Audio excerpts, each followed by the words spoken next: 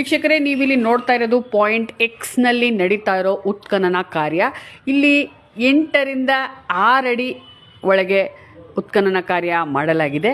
ಮತ್ತು ಇಲ್ಲಿ ಇಷ್ಟು ದಿನ ಏನೂ ಸಿಗಲಿಲ್ಲ, ಆದರೆ ಇವತ್ತು ನೋಡಿ 2 ಬುರುಡೆಗಳು ಸಿಕ್ಕಿವೆ.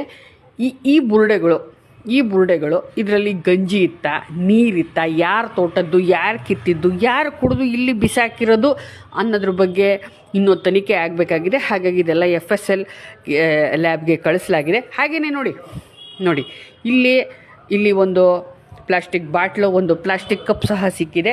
ಇದನ್ನು ಯಾರು ಕುಡಿದು ಬಿಸಾಕಿದ್ದಾರೆ ಅನ್ನೋದು ತನಿಖೆ ಆಗಬೇಕಾಗಿರೋದು.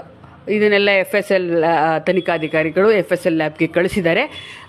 ಇದಿಷ್ಟು ಇವತ್ತಿನ ರಿಪೋರ್ಟ್. ನಿರಂತರ ಸುದ್ದಿಗಾಗಿ ನೋಡ್ತಾ ಇರಿ ಸ್ಯಾಂಡಿ ಟಾಕೀಸ್. ಕ್ಯಾಮ್ರಾಮ್ಯಾನ್ ಓಪೋ ಜೊತೆ ನಿಮ್ಮ ಪ್ರೀತಿಯ ಸಂಧ್ಯಾ.